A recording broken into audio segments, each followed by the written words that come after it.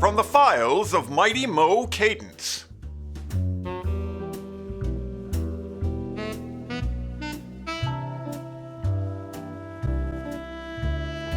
The adventures of the Hollywood Eye, who exposes so much more than just film.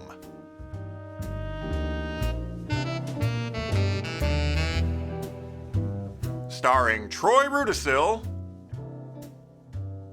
and Christy Grantham.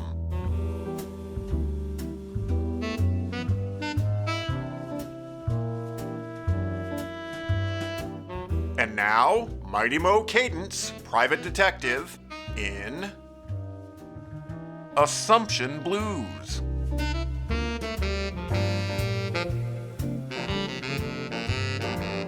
It's a pretty safe bet that when you step out of bed in the morning, the floor isn't going to give way under your foot. Or the 810 from Burbank to San Diego isn't likely to plow through your roof. We live by these little assumptions every day. Hell, we'd go insane if we couldn't. But then there are the assumptions which cost you. And I got served a bill for a few of my own once upon a time. The invoice stamped by 5 feet 9 inches of a sizzling Tinseltown number. That was 10 years ago, 1949, during those dark days. Hey, stick around, I'll tell you all about it.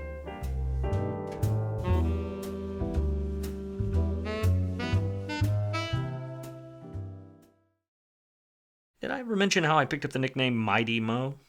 College football. Played for the Huskies. One's from Seattle. Got it because I could take a licking and still get up every time. It was ironic then that I started using it again after being laid flat and I couldn't find my way back. That moniker had more cachet at the time than the name my mother gave me. And college? Well, let's just say that pretty much none of the cheaters, ne'er-do-wells, and various black sheep I both chased and worked for had much in the way of a grounding in the liberal arts. Back then I was a gumshoe by trade, but that's not where I started. Never is. It's where lunks like me end up. Bottom feeders was the nicest term the LAPD had for us shoe leather detectives.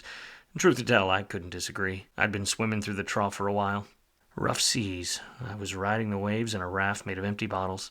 My true Hollywood story wasn't exactly following the original script. But this dame on the phone wanted the usual thing, and my mood was exactly right for her shade of drama. So let me get this straight, doll. You want me to shoot your husband? That's right, mister. Get me some pictures for the divorce court. You sure he's stepping out on you? Maybe he's just hanging out with the boys at the local dive. No, don't you get it? Look, I started to get suspicious when Frank started singing all the time. Excuse me? Singing? Yeah, you know, like this. You don't even know he's doing it. Like he's happy?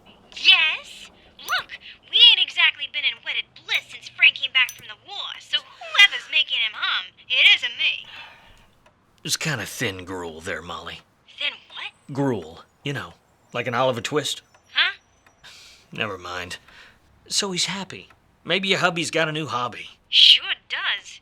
She sends him home with perfume on his collar. Perfume that ain't mine. I want the bastard strung up. Sweetheart, this is a brutal game you're getting into. You sure you want to know about the infidelity? Infidelity? I'm not barren, mister. I said he's cheating on me. I didn't think much of her dictionary.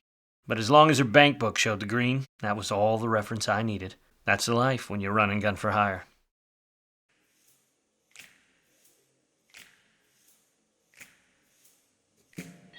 As dank little holes go, the Black Hat Bar was really kind of charming, because it was just so damned authentic. I hated pretense. This place had none. Probably a speakeasy back during the Volstead Act. It was great at what it was for, what with all the people who don't want to be seen doing the things they don't want more polite company to know about. Name's a little on the nose, isn't it? Loved it. I followed Frank in. No one paid attention to either one of us. Frank took a seat in a booth across from a cigarette holder sprouting out of a delicate black-gloved hand. The face of the woman tipping off its ash was covered in a scarf. Hardly unusual for a dame of that kind of class in a place like this. Frank was not out for a beer with the fellas. A dark mist curled off of a buck's worth of premium smoke. I could smell it from the seat I took at the bar. Sweet stuff. We ain't hiring. What's that, Mac? You got cop written all over you. Cops only come in here looking for moonlighting gigs. That's a new one. Not a cop. Yeah, well, from the look of those clothes, I figured you needed to work. Oh, thine wit doth cut like yonder rapier, Falstaff. Huh? Look, you got any idea who that lady is over there? Information ain't free, pal. You gonna order something? Might as well have asked a nun if she was going to pray the rosary. But kneeling at this altar was just about the only way to get through the day most times. Or so it was my firm conviction of the moment. Scotch, straight up. Glencaladden. Just what's on the shelf, laddie.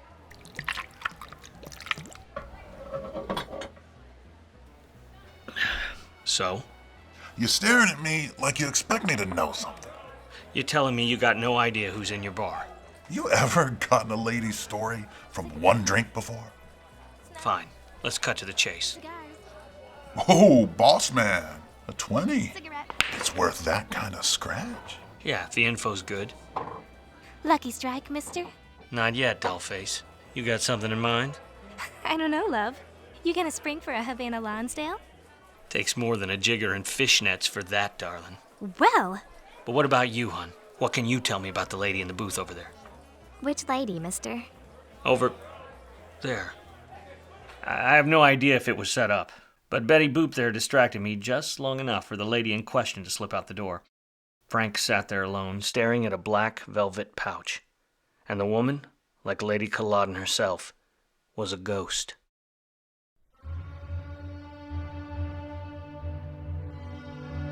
I followed Frank from the bar. He strutted like a two-bit pimp.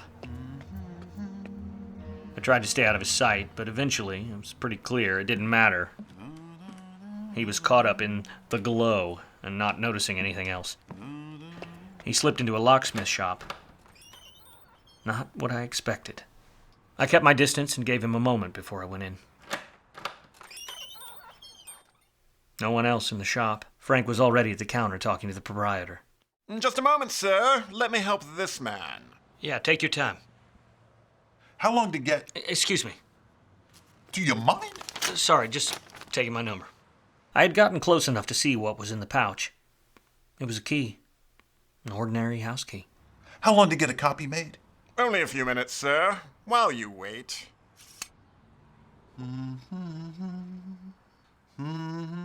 Is there something I can help you with, Pally? Me? Just wait my turn. There's a chair over there if you want to sit down. And I think you want to. Thanks. I might just take a load off after all. Sir, Yeah. this key has an unusual groove and tooth pattern. Do you mind if I use a special blank? The head won't match. I ain't worried about how it looks, Buttercup. Cut the yip-yap and just get it done. Sir.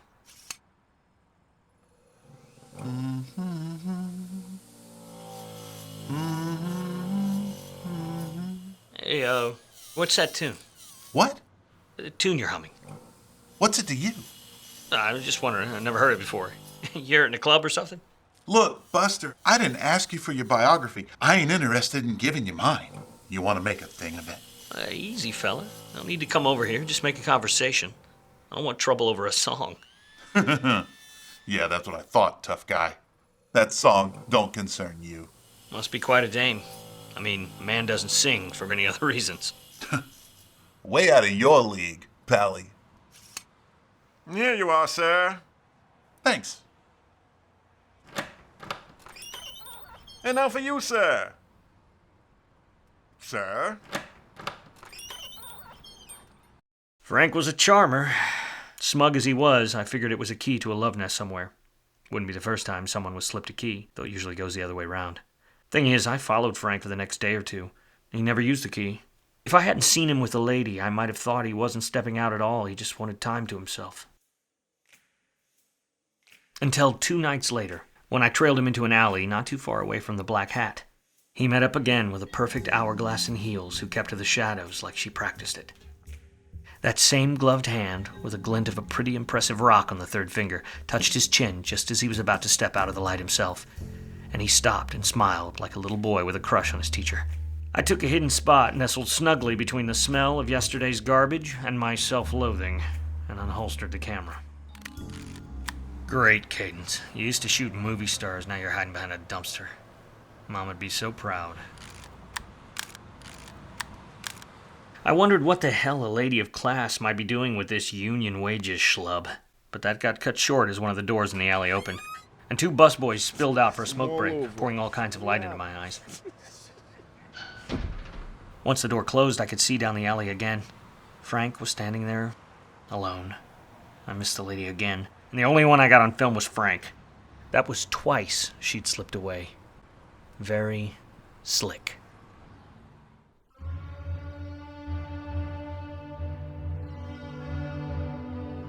Was just about to blow when a car turned into the alley. I can only imagine what kind of a deer I looked like in those headlights. The car cut it close. I had to leap out of the way. I rolled to the side, tried to grab a shot of the driver on the fly. I thought at the time that the driver was trying to hit me, but no. That was just my foul mood getting the better of me. I'd have been in a body cast if that were the intent. More simply, I'd been made. It was just to see who I was. Because believe it or not, one of my shots developed, and it probably doesn't take two guesses to figure out who was behind the wheel. But this time I got a face, and that face made things a whole lot more interesting, and maybe dangerous. This was bigger than I thought, and until I made some sense of it, I had to keep a few things from the client. You don't know who she is yet? Look, mister, you gotta put something up pretty soon or you're not gonna see a dime from me. I read you, sweetheart, but this lady's damned elusive. She stays out of sight. If she wanted to be seen, I wouldn't have to hire you. I just invite her in for tea. Little Miss Cuckold had a point. I couldn't deny. Still, most times a bozo's playing the field on his old lady, it's with his secretary or some floozy he met in a nightclub who's hoping to pull him away from house and home and take the missus' place. The guy might have other ideas, sure, but most other women are the same that way. They're in love, or they think they are, but not this one. She had a purpose, and it wasn't to play house. Molly, I just don't have it figured out yet. I'll let you know as soon as I can. God, you're taking forever. She babbled on about something after that, and all I heard was chirping. Because a shadow, fit to cold stop a brawl in the rowdiest tavern in Nepal, had just fallen across my office door. Dear God.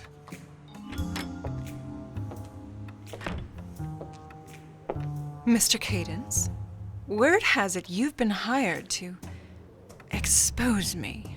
And there she was.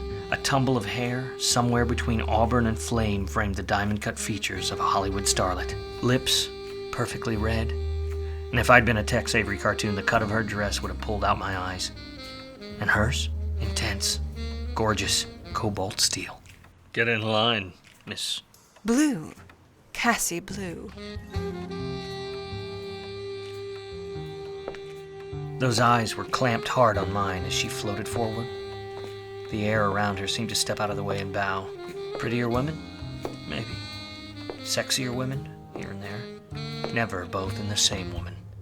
She knew it. They always do. What's the matter, Mr. Cadence? Something got a hold of your tongue? Well, darling, why don't you pick it up off your desk so we can have a proper conversation? It's not often I find myself, pursued by such a handsome stranger. Hang on, lady. If it's gonna get this saccharine, I need a good mixer. Now, tell me more about my manly jawline, Miss... Cassie, dear. My friends call me Cassie. Surely a man of vision can appreciate... Vision? Well, I admit I enjoy this view, doll, but you can straighten up any time. It ain't likely you're planning to cash the checks you're dangling in front of me. Have it your way, Detective. I had so hoped we'd be friends. Yeah? Is that what Frank is? Is that all it takes to get his foot thumping? Mrs. Simple? I take it my reputation precedes me. For a B-list actress, you got a hell of an entrance. Here's a new headshot for you. Managed to get it after your stunt with the car. I'm fine, by the way. You could have at least gotten my best side. I realize you're all washed up now, Mr. Cadence, but my goodness, you did win an Oscar. Oh, the lady's been checking up on me, too. Okay, Cassie Blue, formerly of the soap opera Secret Hearts. Indeed, Mighty Matthew Oswald Cadence, formerly of the American Society of Cinematographers. Married Manny Semple, show's creator, and went on to have a few unremarkable movie roles. Retired early. No? Once married to Leslie Gibbs, lead actress in Ticket to Marrakesh, the movie which won you your Oscar, but also got you blacklisted when you punched the producer who was punching the ticket of the aforementioned Miss Gibbs. But what would I know about that? It was before my time. That's a minefield you're traipsing into, sweetheart. Especially considering what Frank's missus has me following you around for. Mr. Cadence, how could you have spent so much time behind a movie camera and still think a picture tells the whole story? Oh, I got it all wrong, do I? You and Frank just teaming up for bridge? Let me know. I'll bring along his old lady and we can play north and south. Drinks are on me. From the looks of your office, darling, I'd say half the distilleries in Dublin are propped up on you. Glasgow, sweetheart. Irish whiskeys are for drunks. I'm an artist. Drunks. A few poets might disagree. Poets, same thing. Oh, well, fair is foul and foul is fair, Detective. Oh, the Scottish play. Touché, Miss Simple. Sincerely. But the lady doth protest too much. A woman of your status slumming around with a lead pipe like Frank? Nah. Whatever you're up to, it ain't patty cake. Status, Mr. Cadence? I'm not even 30. And it must be something pretty hefty if you're coming down here trying to turn my head. Is that it, doll? You got Frank doing some heavy lifting for you? Now really, Detective, why would I tell you? I don't know. You got him doing all the work so you don't break those perfectly manicured nails for all I know. I'll get it sussed out. You are welcome to try, Mr. Cadence, if you think you can climb out of the bottle long enough to do it. So if you'll excuse me, I apologize for wasting your time. Say, what does Mr. Simple think of all this? Is that some kind of threat, dear? Oh, no, doll. My name's Mud in this biz. Why on earth would he give me the time of day? No. I just got to thinking. Why didn't you just try to bribe me? Your husband's sitting on so many stacks, he wouldn't miss a few bills. Have a lovely evening, Mr. Cadence.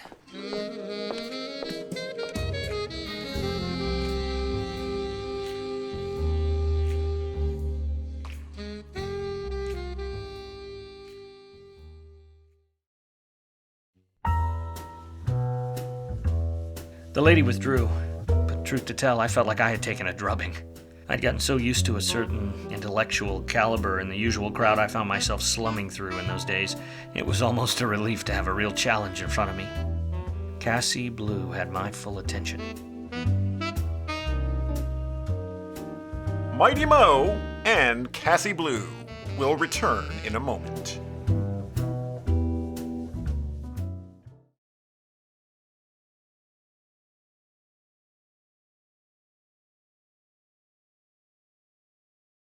And now, Troy Rudisill and Christy Grantham return as Mighty Mo and Cassie Blue.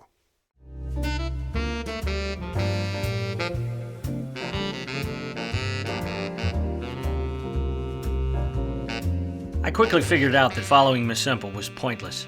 She was too clean, too connected, and she could pull an alibi card out of her well-stacked deck anytime she needed to. Didn't matter anyway. A dame like her wasn't going to get her own hands dirty. That's what she had Frank for. Best thing to do was to keep after him. For his part, he found his way into Beverly Hills, on a lovely street shaded by old-growth elms, with the postcard perfection of it marred only by construction equipment. Looked like they were installing new electric street lighting to replace the gas lamps. I knew the neighborhood well. My ex-wife's house was only a few blocks away. Yeah, the one that used to be my house, back before I gave the guy she was stepping out on me with all 5 knuckles of what I thought of him. You wonder why I got a little chip on my shoulder for cheating spouses? And actresses? Frank sidled up to the side gate of a corner house, the kind with columns and ivy, but lawn decor which reeked of new money.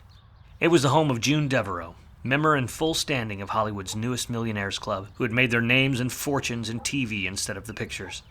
But money's money, and TV lucre buys the same real estate as movie scratch. Remember that key copy he made? Yeah, he tried the gate with it. It opened. But that's all the guy did. Opened, closed, and walked away. Curious. But curiouser, June Devereaux made her name on none other than Secret Hearts, the same soap the former Miss Blue got her start on. Whatever she was planning, this was the place. I picked up Frank's trail in the Mission District. He was ambling down the street with some purpose, reading storefront signs out loud to himself. Finally, he landed in an antique shop and gave a glance back and forth as he yanked open the door. I had no illusions that the big green mailbox I was behind hid me all that well, but it was a pretty good vantage point to snap a few shots. I planted my elbows on the top of the thing and steadied the camera as I focused in on Frank through the shop window, holding something I couldn't make out yet. I had snapped a couple of shots when a smear of blonde flashed in front of the lens. It barely had time to register before a right cross slammed against the side of my head. You son of a... Molly, what are you doing here? Why didn't you tell me? Molly, stop! What are you talking about? This, mister. I found this in Frank's jacket pocket. She wrote it. Cadence knows. See the lip print? The kiss? It's from her. It's the address for the shop. You knew. Where are they? Are they here? Molly, please. They aren't here. Frank is in there. And if you don't quiet down and get over here, he's gonna see you. I don't have any reason to hide. If he sees you, it'll blow everything. Please, come over here and let me explain. Fine, mister, but this better be good. Look, you found that in Frank's pocket? Yeah? Okay. I've been tailing him for days. He's only worn the jacket he's got on. So? So, I don't think that note was meant for him. I think it was meant for you. That doesn't make any sense. No, it does. It's the lady. She's trying to get me fired or off the scent. She knew you'd find that note and that you'd come here. She aimed you right at me. Sure, mister. Frank doesn't even know who I am. What good would it do to tell him I know something? I'll prove it to you. Just stay right here. Don't let Frank see you. Okay, mister. Fine. I took a confident gait across the street, but this was a Hail Mary. Miss Simple could have told him about me, for all I knew, or he might have recognized me from the locksmith shop. It was a huge risk, but fortune does tend to favor the bold. I met him right as he came out, holding a ridiculous cymbal-playing monkey, the kind on top of a music box. I deliberately stepped in his way so I could look him right in the eye, not for my benefit, but for Molly's. Oh, sorry. Distracted. Trying to come up with a gift for the wife. Watch where you're walking, buddy. He glanced at me for a second, but there wasn't a hint of recognition. Go figure. Eyes for Miss Simple only, I guess. Nice monkey. Huh. You believe me now? He doesn't know. Fine. But you better tell me everything, mister. Molly, right now I don't have enough even to be grounds for divorce, let alone take him to the cleaners. You hired me to get pictures. I'll get them. And there ain't anything you're not telling me? You'll be the first to know. All right, Mr. Cadence. But you better come up with something quick. I kind of hated lying to the woman, again. But if I had spilled right then, she'd have freaked that it was Mrs. Simple, Cassie Blue, and I wouldn't have been able to see the whole thing through. I told myself it really was for my client, who was paying for a full accounting. But now, as soon as I realized this was going to be a Hollywood caper, I had my eyes on being the one stopping it and getting on the front page of Variety, for a good reason this time. Yeah, I'm not proud, but those were the depths I was plumbing.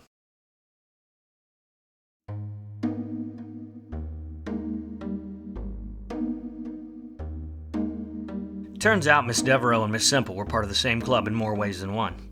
No, Cassie Blue married into her money before she really got rich as an actress, but she and Devereaux were both members at the Sunshine Sisters Club, a supposed philanthropic concern which was really just a way for idle Hollywood actresses to get together, gossip, be seen, and then gossip about that. Trouble brewing at the retreat. I headed that way to do a little digging and maybe try a lighter touch this time, if I could still find it in me. Excuse me, miss? Where can I get an apron? New here? You're supposed to tuck your tie into your shirt. Thanks. First day on the job. You ever waited tables before? I'm a writer in L.A. What do you think? Nothing personal. I'm Patty. Brandon. You been here long, Patty? A couple of years. Actress. I thought so. Girl as pretty as you in this town usually is. Aw. So, what's the crowd like? They all snobby and stingy? Some are. You got your typical cliques. They're a queen bee? Always is. Yeah, Ms. Devereaux. Doesn't ring a bell. You don't know her? Don't let her know that. Soap operas. Never seen. You're not trying to get into that, are you? You should be in the pictures. Veronica Lake's got nothing on you. I'm a movie actress myself. Been in a few. Anything I've seen? Probably not. Oh, well. Somebody will smarten up sooner or later. Or I'll write you a part myself, and you can be the star. You're cute. I try to keep it in during the day. Anybody else I should watch out for? Mainly just Ms. Devereaux. No rivals? Well, shoot. Not sure I should be saying this. Hey, I'm not gonna rat you out. I'll never get anywhere with you if I do. There's Mrs. Simple, Cassie Blue. They're really in the same clique. They were in the same soap together. They act like they're friends, but there's no love there. Miss Simple lets Miss Devereaux act all high and mighty, but when she's not looking, Miss Simple rolls her eyes, especially when Miss Devereaux's lording that Emmy she won all over everyone else. Meow. Miss D treats her like Mrs. Simple's Cinderella. Sends her off to take care of her dogs and stuff like that. Mrs. Simple does it too, but you can tell she's not going to put up with it forever. All that because of an Emmy? They just started giving those out. I know, but the way Ms. Devereaux tells it, it's as good as an Oscar. I heard she wouldn't even let Mrs. Simple touch it and told her that if she works really hard, maybe she'll win one someday too. Am I gonna get in the middle of it today?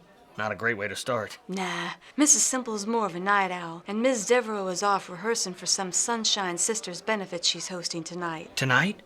Really? Yeah, schmaltzy. Whole club will be there. Hey, where are you headed? So that was it. Looked like the Emmy was the target. Seemed awful petty, but then that's this biz. At least I could be sure to win. That night when the Devereaux house would be unattended and Frank could have the run of the place and nab the thing. This was more than just a typical motel tryst, so it was time to get the cops involved. I put in a tip, but let's not kid. This wasn't out of my sterling sense of civic duty. My eyes were fully set on that front-page variety prize.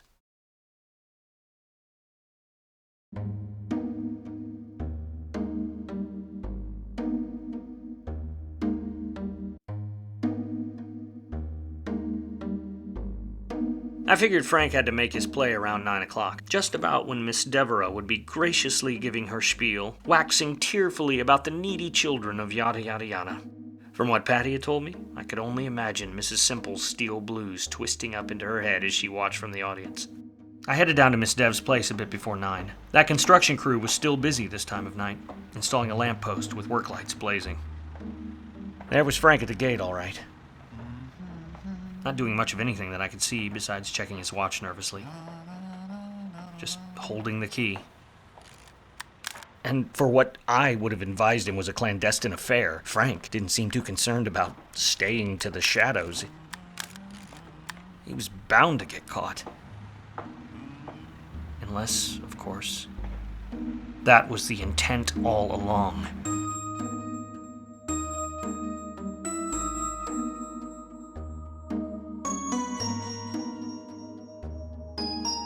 So Frank was just the Judas goat after all. Stupid of me to just assume, and there's that dirty word, that it had to be Frank. I didn't even consider anything else. I found a way over the barrier hedge, or more accurately, through the middle of it once the top gave way. But it turned out from my new vantage point on all fours, I could see a flashlight beam bouncing along the inside ceiling through a window on the ground floor. That window was cracked open. I didn't have long to wait. You-know-who slid through the window, wearing a sleek black number which suited her well. Just visiting, Miss Simple? Detective. Love the outfit. What's in the bag, sweetheart? A memento, Mr. Cadence, of purely sentimental value. Now let me guess, that would be the infamous Emmy statue. Oh, you get an A+ on your homework, for all the good it'll do you. You know, your partner in crime down there is likely to land you both in jail. Us both, Detective? He... Surprised, Mrs. Simple? The police did arrive a bit more efficiently than I expected, I grant them.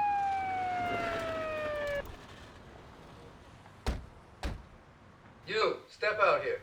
No, I've been set up. Grab some sky, pal. You don't understand. I've been set up. Huh. Third one today. And down Frank goes. That was cold-blooded, Mrs. Simple. I have no idea what you're talking about, Mr. Cadence. Of course not, doll.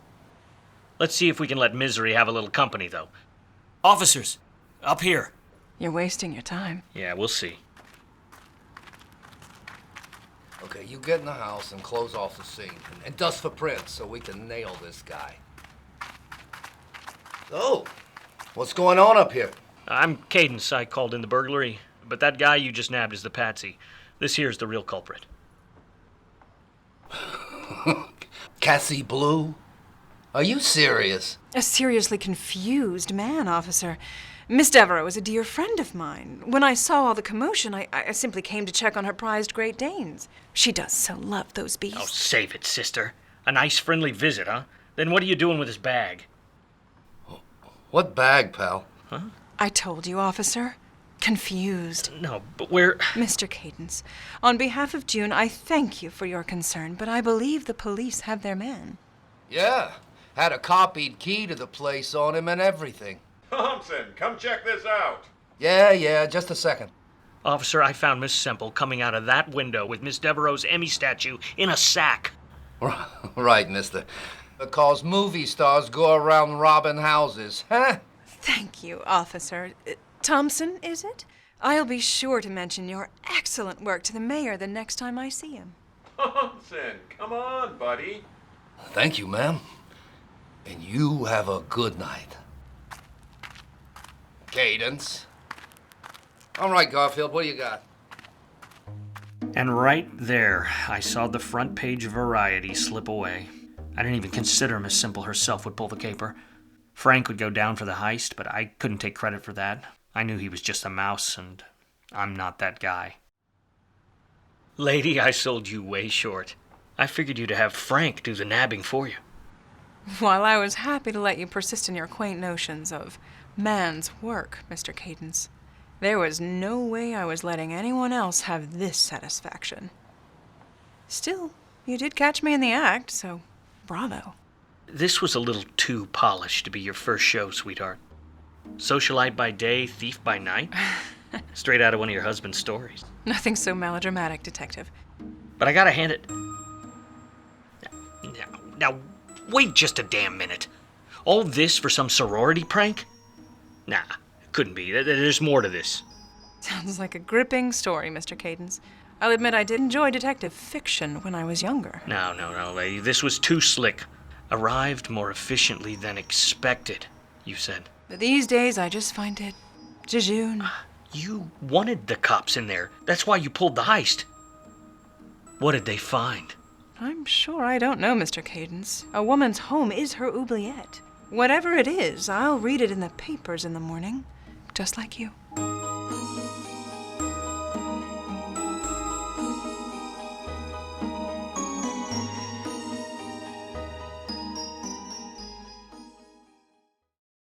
It hit the papers, all right. Miss Devereaux thought she had a wicked sense of irony, keeping her Emmy statue, the symbol of her visible status, in the case which hid the entrance to her hidden life. The cops found it straight away. She had a secret room where she administered a particular brand of discipline to some of the city's most prominent men, looking for a little release from the weight of their responsibilities, I guess. They paid for the privilege, and considering the ocean of red silk covering Miss Dev's little menagerie, it must have been handsomely. June? Well, having been exposed was none too welcome anymore at a swanky place like the Sunshine Sisters. I heard Mrs. Semple quit the club too, but not before making a surreptitious donation to one of its prominent display cases. A cymbal-playing monkey whose music box just happened to bear the nameplate from a certain Emmy which had gone irretrievably missing. Not that anyone but the staff ever noticed.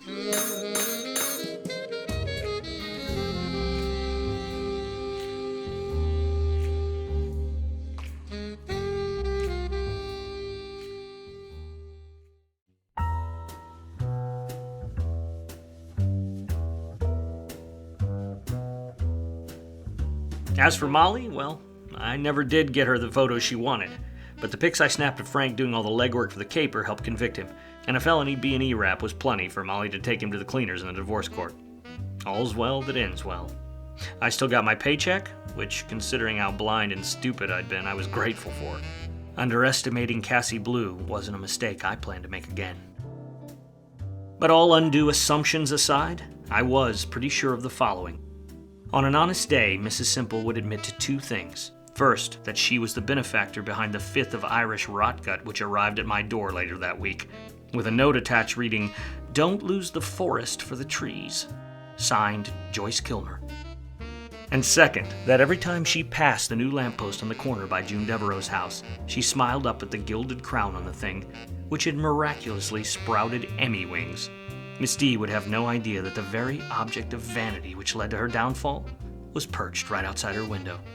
The whole affair truly was a work of art. I sent the lady a bottle of my best scotch.